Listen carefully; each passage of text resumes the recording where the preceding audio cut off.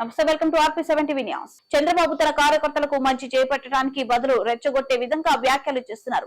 తన కార్యకర్తలకు రాయితో కొట్టమని, దున్నపోతు అని తప్పుడు మాటలు చెప్పి రెచ్చగొట్టారు. సీఎం జగనన్న చేస్తున్న యాత్రకు వస్తున్న ప్రజా స్పందన చూసి ఓర్వలేక ఇలాంటి చర్యలకు పాల్పడ్డారు. ఇది కోల్డ్ బ్లడెడ్ ప్లాన్డ్ మర్డర్. అదృష్టం బాగుండి దాడి నుంచి బయటపడ్డారు. కేవలం దేవుని ఆశీస్సులతో జగన్ క్షేమంగా ఉన్నారు. జనంలోకి రాకుండా ఆపాలనే ప్లాన్ తో ఈ చర్య చేపట్టారు. కానీ ఎవరు జగన్ ని ఆపలేరు.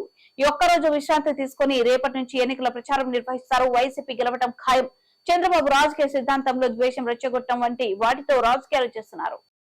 నిస్సహాయులకు, సమాజంలో నిలవలేని వాళ్ళకు, బతకలేని వాళ్ళకు, ఇదిగా ఉండే వాళ్ళకు నేనున్నానని భరోసా ఇవ్వాలి. ఈయన వెంటబడి కొట్టండి, ఇంకోటి చేయండి, దున్నపోతుంటాడు, ఇంకోటి అంటాడు. నేనున్నాను, మీకు అండగా మా పార్టీ ఉందంటాడు.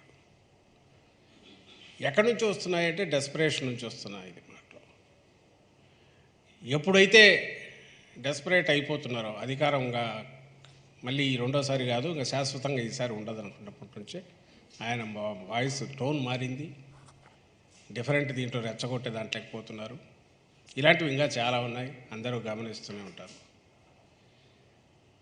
ఈరోజు జగన్మోహన్ రెడ్డి గారి యాత్ర ఏదైతే సూపర్ సక్సెస్ అవుతోంది, సూపర్ హిట్ అవుతోంది, ప్రజలు మరోసారి గతం 19 ఎన్నికల కంటే మరింత దీనికి ఇదిగా ఆదరించబోతున్నారు స్పష్టంగా కనపడుతున్న నేపథ్యంలో ఈ దాడి జరిగింది.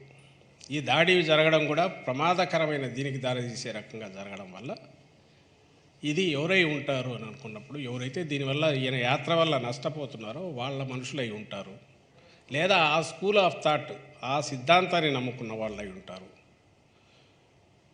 అన్నది ఖచ్చితంగా అనిపిస్తుంది.